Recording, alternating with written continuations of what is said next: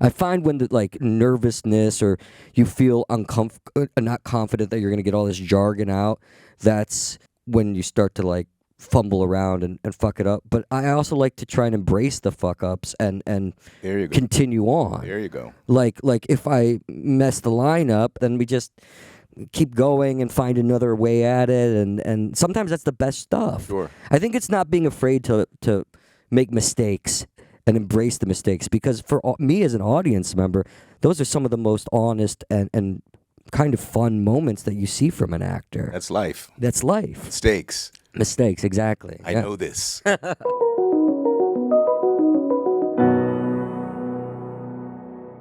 Congratulations on the film. Thank you. I have to congratulate myself as well for being in this chair as opposed to that one. It's a great relief. Maybe someday I'll be in that chair too.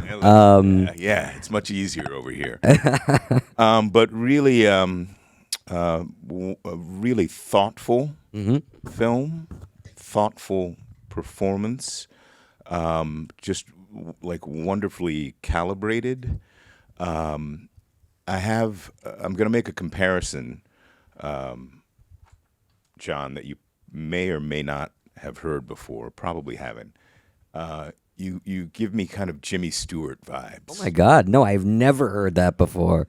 And I'll explain why. Because in this film, you're very much the witness, kind of thrown into the mix, almost accidentally. And while there are perhaps Ben Chaplin's character is somewhat of a moral or ethical arbiter or barometer, you are still the presence that we are asked to trust. And you have a certain trustworthiness about you. You have a kind of decency about you, John. And you generally have this. And that's why I make this comparison to Jimmy Stewart, is because we can relate to you. We find ourselves inside of your shoes and we're comfortable there. So I just wanted to put that out there. I'll gladly take that comparison. That's a good one. Yeah. I was worried it was going to be something. You hear me, yes? Wow. So let's talk then about September 5th. If we have to, fine. And talk about you as well. When did you shoot this film? So we shot this in early 2023. I came from Berlinale with Past Lives and started shooting this right after that. Wow. So from Berlin Film Festival to Munich. So prior to October 7th. Prior to October 7th. Wow. Wow.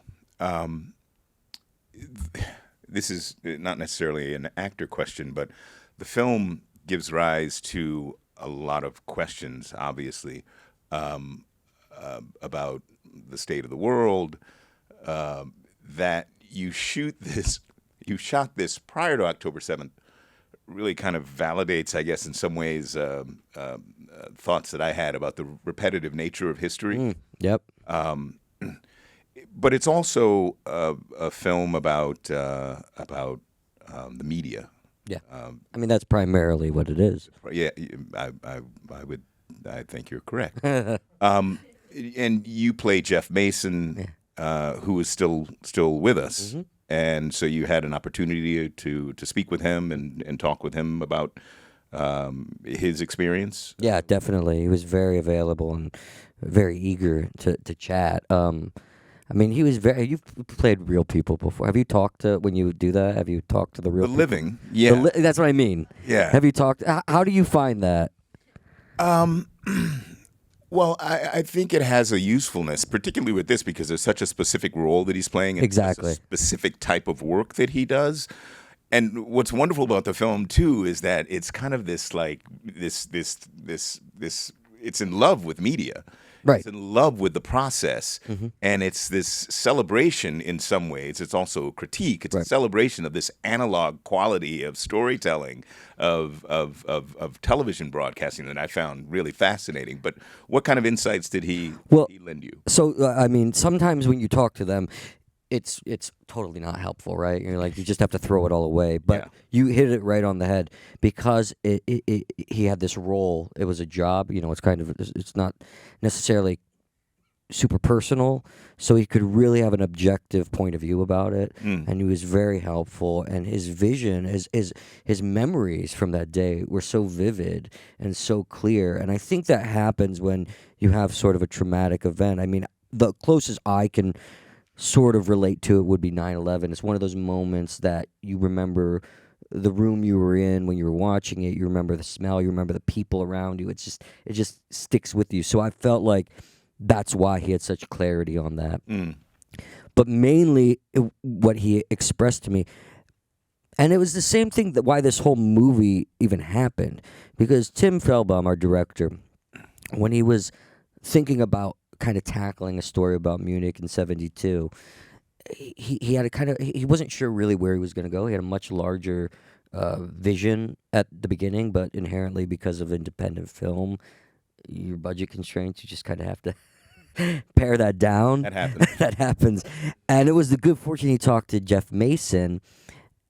And I'm going to tell Tim that you said all that lovely stuff, analog, because that's exactly what it was. It was those conversations with Jeff that made this story. That's when he found this moment where media was forever changed, and our consumption of these kinds of events was forever changed, and also the analog quality in the film, because Tim's kind of a geek, so he really loves that stuff.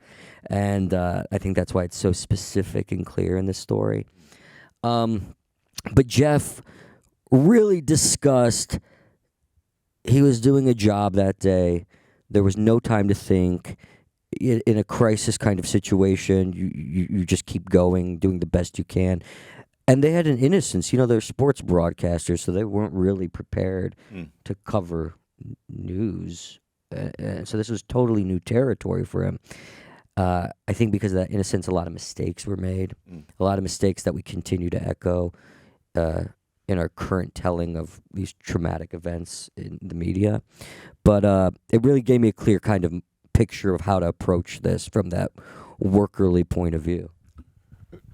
Well, in that we don't know Jeff, it takes a little bit of pressure off in terms of your performance. And so what I get from you is exactly that, a guy who's doing his job, and again, going back to this kind of everyman quality that you're able to give us. Again, we feel this story through you. Can we, I'm going to just veer away from the film a bit and just talk about you as an actor. I heard something somewhere or saw something online about you making a decision at one point to kind of strip things away and kind of get down to more granular. I don't want to misuse this word, to a more simple approach to the work that's kind of ultimately, I think in some ways, more revealing of like an interiority. Is that I think it's accurate? I think it was really about trying to find a truthfulness. I think before it was maybe doing what I thought was expected, as opposed to just being truthful. So I found I was becoming frustrated in that approach, and I also realized that's not what I love when I watch films. So I didn't want to continue on as an actor who was approaching it from a place that I didn't want to see. So it meant stripping it away. It meant much more simplicity. It meant not following the roadmap other actors had set and finding my own way to do it. And I know you've done that. We just finished working together for 6 months. We have a show called The Agency out on Showtime Paramount. And I got to watch you, and as well as a bunch of other remarkable actors, Michael Fassbender, and I sense a similarity in your approach, because I sense most, and Michael too, but most the actors that I love on film, and we all American Fiction. He's so fucking good in that. This is about you. This is And- about you, John. But like you see that truthful quality, but also that truthfulness leads to like a sense of humor, which is something that I wanted, that Jeff Mason really had, that I really wanted to capture, and that I didn't want it all to be so. I mean, it's heavy enough, right? Like he had a way. He has a way about him, even when he describes it. This humanity and this humbleness and sense of humor, and I think you can only find those things if you're approaching it from a truthful thing instead of trying to solve all the riddles before you even get there. Well, you certainly have you have a wonderful kind of groundedness about you, a wonderful ease about you, and I know it's not easy. I'm going to ask a silly question, but tell me about, for example, we worked on the agency, and you've got it comes in, you've got these like reams of abbreviations and anagrams and all of the whatever else we're talking about. We're talking about like this current geopolitical like quagmire that we're all in, but you have like kind of a facility with it that I find off-putting because What does that mean? I take the first 2 takes to learn my lines, and then it's like the third, fourth is like, okay, now we're there, But clearly, you show up and it's all there. John, I don't know. What do you do? No, what are you doing I'm, when you? I'm when still you're not- kind of young, Jeffrey. Yeah? I'm still kind of young, so the brain's still working There at this you point. go. Thank But you. Thank you. I I'll take find that it as an like offhanded, backhanded compliment. I find it actually not learning lines for me has never really been the problem. That's pretty easy, and quite frankly, this was like September 5 was like training for what we're doing in the agency in a lot of ways. Sure, but it's not learning the lines. It's like getting underneath them. It's not like just the quality of like of memorizing, because that comes relatively easily. But how do you slot yourself in so like completely? Does it take work, or do you just like you have everything stripped away? You put it in the hard drive. Kind of. It's less is more now. Yeah. I think you're trying to approach it from and listen, it also helps when you have good actors around you, because what's the oldest thing we're taught is you listen and you respond as an actor, and if you're doing that, then it should be there. I think, but it's really. It's stripping all that stuff away, and yeah, you learn the lines, and then I guess trusting that the honesty will be there on the take, and not being afraid either. I find when the like nervousness or you feel not confident that you're going to get all this jargon out, that's when you start to like fumble around and fuck it up. But I also like to try and embrace the fuck ups and There you go. continue on. There you go. Like if I mess the line up, and we would do this on the agent, like if I mess it up, then we just keep going and find another way at it, and sometimes that's the best stuff. Sure. I think it's not being afraid to make mistakes and embrace the mistakes, because for me as an audience member, those are some of the most honest and kind of fun moments that you see from an actor. That's life. That's life. Mistakes. Mistakes, exactly. I know this. We continue to make them. Yeah. Very cool. Very cool. All right, let's talk a little bit about the film, kind of like some of the thematics of the film. So you're talking about it as a critique of media. My point of view, I think so. Yeah. I mean, you could talk to Tim about it, but Was that what you were curious about in were you when you took on the film as an opportunity to? no, I didn't really. I don't want to think. I didn't really want to think about that. I mean, What drew very you? selfishly as an actor, I thought it was a good role. Like, Yeah. I saw like harkening back to Dustin Hoffman, All the President's Men. Sure. So I'm like, oh, this is my chance to sort of step into that genre or that world. That's the golden age. Yeah, the golden age. I've been going golden around saying this is like neo-new cinema. Very good. Very good. I mean, it reminds me of The Conversation, all these great films, and even like The Conversation with the analog quality of the technology, and But really, what drew me to it was Jeff just has a really dynamic kind of story there. That what you were touching on, that push and pull between Rune and Peter's character and Marv and Ben's character. This ambitious guy who wants to make his a name for himself, but at what cost? And you want to appeal to this legend in Rune, but you also kind of want to stay true to yourself and make your mentor happy. I mean, this is a quality I think so many actors can relate to. It's like you want to advance your career, but you also want to be an artist. So what do you sacrifice? So, and then by the end, I really, that scene where he goes into the office, he's like, he gets a promotion, and he says, "What, it was a catastrophe." I mean, that just was really striking to me, that he's gone on this journey and he realizes what a fucking disaster it is, but he takes the promotion, obviously, because that's what he wanted all along, but is left just shaken. So I just found that's the reason I wanted to do it. The criticism of the media isn't something that I even really realized until we were in the process of it, and even after. What's wonderful about film and story and art is that it's up for interpretation, because I didn't read it like that. I remember this event. I was 6 years old, and those of us who 900 million people saw this thing, but those of us who were who were alive then remember this.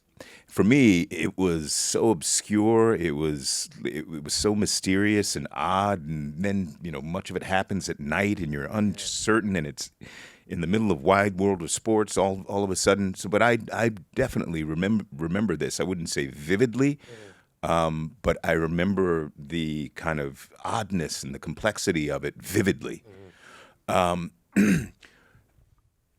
And although this was a horrific event, for me, there's something nostalgic about this time, because as is described at the end, 900 million people watched this together. And so whether there was erroneous reporting or there was accuracy, we all watched it together. And so it was unifying, regardless of the mistakes. And as well, I think there at least should be an understanding that media is imperfect. Storytelling is imperfect. It's subjective. It's not an objective reality. But shouldn't journalism be objective? It's not objective in that it is. I don't mean that it's not partial or impartial. I mean, it's not an objective truth. It's subjective because it's told from the perspective of the group of people who are telling it. But what I think we're missing now in society is a type of unifying understanding of fact, or a unifying understanding of what isn't fact. So now, what I appreciate about this is, yes, there's a debate. There's an internal debate among professionals about how to go about telling a very difficult story. And sure, there's room for abuse within that. There's room for propaganda within that. But if you look at the ways in which we're consuming news now, give me that 100%. Oh, totally. I mean, I think you're right. Like, it is nostalgic. It's almost quaint in a way when you watch it, right? Like, it's like, oh, look at the good old days. Sure. But you see this, like, the Pandora's box being open to this new world, which now, you think, how many of these newsrooms do you think they even have the question of, like, what do we show? What they apologize after they show the person being shot on TV, and as long as they get the ratings. Well, that's because, the thing that they're up against is like the rapidity of the reporting, which is now just accelerated to the point where people are getting news from like some random avatar, in the corner of TikTok somewhere who happens to say X, and X is titillating. And X becomes, because anyone can be a journalist. Anyone can, if you get enough steam behind you. Look at QAnon and all that. Like, sure. It just spreads like a wildfire. Everybody's got a camera. Everybody's got a microphone. Everybody's a journalist. And And look at where we are now. Okay, should we stop complaining? We'll go on all night like this.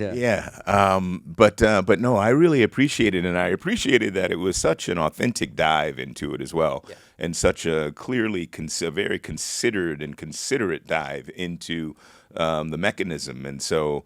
Yeah, it made me a bit nostalgic, you know. Yeah. I think the 70s were the time to be alive anyway, but that's another thing.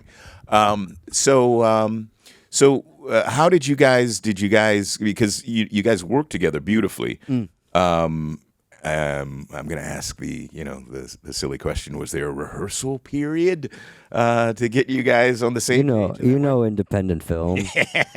No, it doesn't exist anymore. Right. Sadly, I think for Past Lives we got together 2 days before and read a couple scenes. Did you do it for American Fiction? Do you guys have any rehearsal? Oh yeah. No. We don't have it. There's no such thing as rehearsal. Life is rehearsal. Yeah. And I actually showed up there in Munich, coming from Berlin, and I had COVID, so this was still COVID protocols. So I was locked in a room for a week. I did a table read with Tim and Peter and Ben via Zoom. And I was sucking on a cough drop the whole time, and then Tim calls me after. He's like, "Is that a character choice?" I'm like, "No, man. I had my COVID. I'm not gonna suck on a cough drop the whole movie. Don't worry." So no rehearsal. But you know how it is if you have good actors around you, and this is like such a theater piece too. You know, it's such an ensemble. Where everyone, and thankfully everyone was kind of able to leave their ego at the door and just play the game, and everyone was just ready to go, and we there was a real collaboration with Tim. You know, we had to fix some scenes. Some of the scenes were maybe a little, because we really wanted to go for this verisimilitude, like this complete honesty, right? So sometimes when we get to a scene and we felt like it was, going against that goal, we would sit there and we'd discuss it. We'd find a way to find language that made sense for what we were attempting. But it was I guess we go around and say this. Can you ever say if everyone was an asshole? Can you do at these things? But no, everyone was really wonderful, for real, honestly. I'm not lying. It's much better not to have to lie. Yeah. So I'm not lying. Everyone was wonderful. Where, man, how am I going to answer that one? Yeah. Not having to lie is much better. Now, were you playing? You were. I imagine you were playing off the video as well. Yeah. Because I think one thing that really helps, and I mean helps generally, is just strong production design in terms of kind of creating a tone and letting everyone know exactly where they are together. So it's kind of the page in 3 dimensions, but it this set is very much a character. And particularly as well because you're playing off of this archival footage, so Jim McKay is a character as well. So did you how much did you work with that stuff before cameras rolled? Yeah, so Julian Wagner, who's the production designer, was able to get the blueprints from that from the actual compound. Oh, wow. And that was really because Jeff Mason he did so much to help this. He got him the blueprints. He as the reason we got that footage. So we were 2 weeks out. We didn't know if we were going to get the footage. Tim was freaking out, obviously. Jeff Mason and Sean McManus, who used to be the head of CBS Sports, is Jim McKay's son. Oh, wow. Made a call to Bob Iger, and they released the tapes to us. Oh. All the footage. Wow. So we had all this access. But the thing is, we couldn't really apply it to the script. So because it's 2 weeks, so they're cutting all these sequences together, right, from the footage. So we would show up on the day, and we would see what we were working with, and we would have to sort of adjust to that. But what I did also do because of Jeff Mason was I spent 2 months I was at CBS Sunday Football. Oh, wow. And you know how much I love football, so it was just like, I think they thought I was just there to see free sports. But so I was shadowing these producers and directors and going to Madison Square Garden, sitting in the trailer outside and watching how shows were called and how it was run. And I realized it's like learning an instrument. Like I've had to learn instruments for films. But then it hit me like this is going to be kind of the same thing. That language, the way these guys operate in these rooms, it's kind of musicality to Sure. it. It's symphonic. Yeah, so I studied that. So although the set was set in 72, it's still very similar to how a control room is just obviously more sophisticated Sure. now. But the language, the way you call shows, it's all still exactly the same. Yeah. So that was the base, and with that we were able to pivot and do it appropriately. And thankfully, because these are Germans and they're like crazy precise, they were able to get all this equipment that you go to CBS on 57th Street and you go to the basement, all that equipment's already been phased out. Yeah. So they're like, good luck finding this equipment. And they tracked down these collectors, got these machines, got them working. And the other thing is you go on sets on these period pieces and you have an old car and it never works, right? You end up pushing the car. Everything worked every single Lovely time. Beamer that you drive. Yeah. Oh, it's gorgeous. That was amazing, yeah. No, the attention to detail is stunning. And again, that's your stage, So, but it really is an animated stage in a way that's really wonderful. What did you have you seen the film with an audience? No, not with an audience. No? No? I don't. Yeah, I can't. Yeah. I don't. Yeah. I hear you. It's so crazy to think that this is a period piece, but oh my God, am I that old? But the relevance is just striking, which also just speaks to the fact that we as humans refuse to change. Yeah. No matter how much we think we do. And we just get worse in a way. Yeah. I mean, you touched on before about like October 7th and stuff like that, and it's so the cycle of this news, which in a way was created on that day. It's already gone now Syria's kicking off. Now that's on the front page. Like it's just like, when's the next tragedy going to come along, because we're getting bored of the old tragedy. And I just don't, and it makes me wonder if there will ever, it never ended. October 7th just amplified it again. It wasn't done. It's been going on for decades, if not millennia, right? And unfortunately, I think once the bloodlust of the news consumer is satisfied on the one thing, then they move on to the other. But that leads to no resolution of conflict. It just perpetuates the conflict because it's forgotten. Yeah, this is our sad fate. Yeah, but again, I think in many instances, yes, the media does play a role in kind of adding accelerant to certain stories. But I think you hit the word on the head as well with this idea of bloodlust. I think there's something innately inside of humans that fiends on this type of stuff as well. On the elements that bring events like this into being, there is something inherently, deeply, profoundly flawed in us that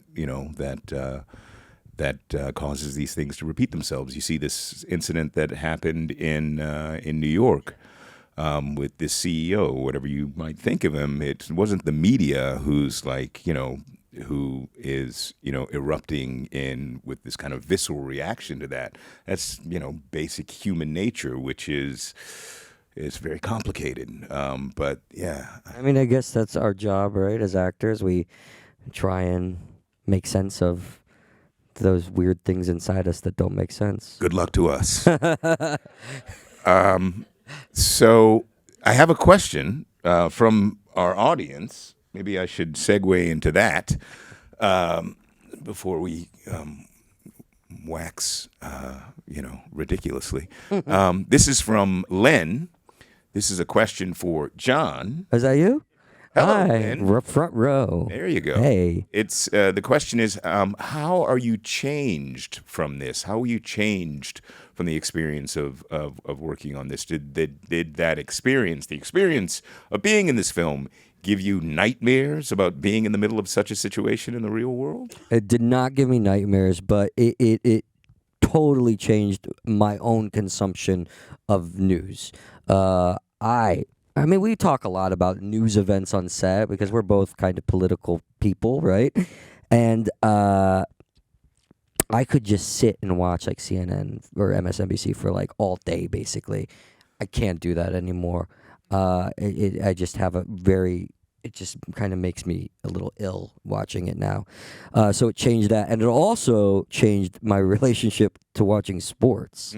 Being in those rooms, now when I watch football, it's just a totally kind of different point of view at it. You're looking at the cuts. I am. Yeah, totally. I would have done that differently. Yeah, no, it's fascinating. I mean, the way that they're kind of building these narratives in real time. I mean, but the thing that people don't appreciate in some ways is, or not, that's unfair, but athletics is story. That's all Rune. It's story. Rune created that with what? Well, capturing it, but the reason capturing it. Yeah, that's what I mean. But the reason that we go to these things is we go for the drama. Yeah, and he was the one when in the showing of it on TV with Wild World Sports and all that stuff, and it totally is what happened on that day.